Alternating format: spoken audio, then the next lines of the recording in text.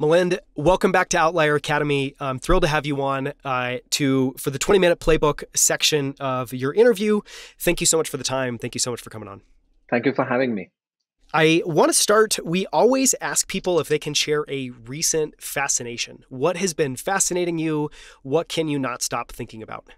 I think my recent fascination has been blockchain and applicable. It's a little geeky, but blockchain and the impact of blockchain on private markets and what can it do for private markets. And so I can't stop talking about that. I'll give you simple examples, right? We speak a lot about needing accreditation to ensure that you're the right investor, right? So think about a concept of passport. Imagine if I accredited you on Yieldstreet, why can't you use that to invest in Fundrise or anybody else? And even though they may be competitors, like there's no reason to have to do those things again and again. Or title insurance in real estate. I think that's one of the biggest, like, I don't know why we should have that type of title insurance where you could have every government record and validate that online so that when I'm selling my apartment to you, you don't have to pay for it, right? It's already there on the blockchain, it's immutable. So there are so many use cases that could make our lives more efficient. And so I'm thinking about that a lot in terms of what can blockchain do and what role it can play in private markets. Yeah, those are great examples. I know quite a few companies that are working on the KYC portion and basically minting an NFT that you can then use and take around, which is, really powerful. I think it's powerful. When you think about business and leadership, what do you think of as your superpowers? So, we talked about in the previous interview, you're a serial entrepreneur. I imagine that there's things that have shown up in all of those ventures that you've taken on. What are your superpowers and how do you use those daily? One of my superpowers is adaptability. So if you look at my career, I'm not an expert in one domain, right? And I've changed domains based on my passion. In order for you to do that, it's very important that you're adaptable. So you can learn things quickly, you can learn from your mistakes and your wins. And as an entrepreneur, you're making decisions very, very quickly on a everyday basis. So if you are adaptable and you can change by processing information, by circumstances, by learning new things, then you can be successful and then you don't get kind of caught in your own ways and you're always evolving as a person. So I think that is kind of super interesting for me. The other thing that is a superpower is for me to have this around the curve kind of vision, if you will, right? And it kind of sounds a little corny and can't be quantified, but I have a pretty good gut, as they say. And so I can kind of connect the dots easily. So with maybe the market movement or like investor feedback, whether it's business or personal, I think I can see around the corner. And I think that's an interesting way for as an entrepreneur, as an executive, as a leader, to be able to connect the dots is very important. Yeah, love those. What mentors or figures shaped your approach to business and leadership? So as we've talked about, you're a serial entrepreneur. Has anyone made a mark on you, left an impression on you that you've worked closely with over the years? Yes, so I'll go closely first. So I used to have a boss. Since then, he is like an advisor, mentor. Name is Rajiv Roy. Very, very efficient person. And I'm kind of being an engineer. I'm both kind of combo of left brain, right brain. Super efficient. He, does so much, and I'm always fascinated by the amount of things that he can get done. And for a person like me who's very busy but want to get more out of life, have eclectic taste, it's very important to understand how you can be efficient, how you can be productive. So he really, the way he does things, I always learn kind of lessons from him. And one of the things he told me is that you have to really focus on what not to do versus what to do, and be very deliberate about the choices that you make based on what is important, and how can you prioritize those. So that's kind of a real life example. I think, listen, I have, like all of us, many, many examples that, you could learn from. So Steve Jobs, amazing storyteller, amazing visionary. And, I can correlate that to Yield Street values, right? So be passionate. He was super passionate about the change he's able to bring. Thomas Edison, vision without execution is hallucination. I think it's very important for startup founders because many of them have vision, but how do you translate that to education? So we have own and execute as one of our core values.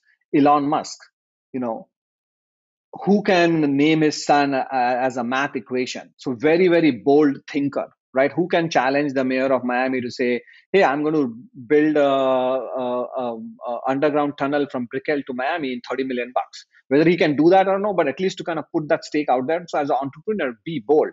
The email that he sent yesterday, right? It's like, okay, just like always challenging the status quo, but then rallying the team to get there. So there are all these examples that I think are really kind of fascinating for me. Yeah, I love those examples. Those are some fascinating ones. Is there a favorite quote or anecdote you have about being a founder? And this can be serious or hilarious, but I think one of the things there is just: is there a quote you often find yourself repeating to yourself or sharing with others about what it means to be a founder and what it means to build a business? Be bright, be brief, be gone. You probably got that from your mentor. I know, right? But that's a funny one. I said the vision without execution quote is also one of my favorite. Adapt or die. That is also something that startup founders have to constantly do. High growth companies have to constantly do. So those are a few of my one quotes that are my favorites. Those are great. If you could go back to the start of your career and whisper some advice, a reminder, words of wisdom in your ear, what would you tell yourself if you could go back in time? I would say take more risks, right? I think what happens is earlier on in our careers, like we are like trying to establish our footing in the industry, in the job that we are taking, and a lot of us kind of become conservative, but we don't realize that as life passes by, you're going to get more and more conservative when you have your first mortgage, get married, have kids. And so earlier on in your career, for somebody that has taken quite a bit of risk, but it's actually very important to do that. The other thing that I would say is that we also have to measure the risk that we are taking, right? So I started my previous company when my wife was in business school. We just recently had a baby, and so like you have to contextualize some of that. At that time, it might feel very, very difficult, but those things always pass. There's always light at the end of the tunnel. So if you kind of if I had that orientation, and I had constantly had that orientation, I would have made maybe some different choices. So I think that could be very interesting. Yeah, I love a serial entrepreneur telling himself that he should be taking more risks. If he could go back in time, I think that's amazing. If you had to distill down your philosophy of building a company into just a few words, what would that be? How about I start with letters? A, B, There we C, go. D. 4 letters. And we spoke about this earlier. So for me, A, B, C, D, what does that mean? A, always be well capitalized. B, build and hire talent. Without the team, there is nothing, right? You have to have the right people that believe in it. C, communicate the vision. So what's your true north? Why should people care about it? What is the impact you're going to have? Because that's what is going to rally the team. And last, D is delegation and decision making. All of us, you know, I think those are two such important skills, but all of us kind of sometimes flounder with them, right? Can we make quick decisions? Can we delegate appropriately? And then I may throw in a bonus, which is E. Can you do it with empathy? I think that's kind of important. And for me, it's, I'm very much like, direct, cut to the chase. I think sometimes that empathy is lost because we are moving so fast. We want to get stuff done faster. But how do you kind of bake that and be more conscious about how people are perceiving you and like, while you may have the thoughts in the right place, it's very important that the team, kind of gets that. So I think for me, that's the ABCD of building a good company. Those are great. ABCDE. And I love E. I mean, my experience with that is, I mean, most founders that I know are very direct and cut to the chase. I think the ones that get empathy right are able to retain talent and kind of compound for much longer. And I think that that's an underrated fact of the power of empathy. It's just, it keeps your team members there, engaged, feeling like they're cared about while they're working on building this business. And Daniel, if I may actually expand on that a little bit. Listen, I think one of the things that happens is that a lot of times, if you're a Microsoft or a Facebook or a Google, things are just happening for you because you kind of have hit that product market fit and stride, and you're becoming a leader. So you have a lot of cash to actually overcome a lot of flaws, whether it's in your founders, leadership team, in the company, in efficiency and all that, because the cash is always coming in. For a lot of us, our businesses have always challenges, right? Like, because we are not the Google or the Microsoft, though we are great businesses.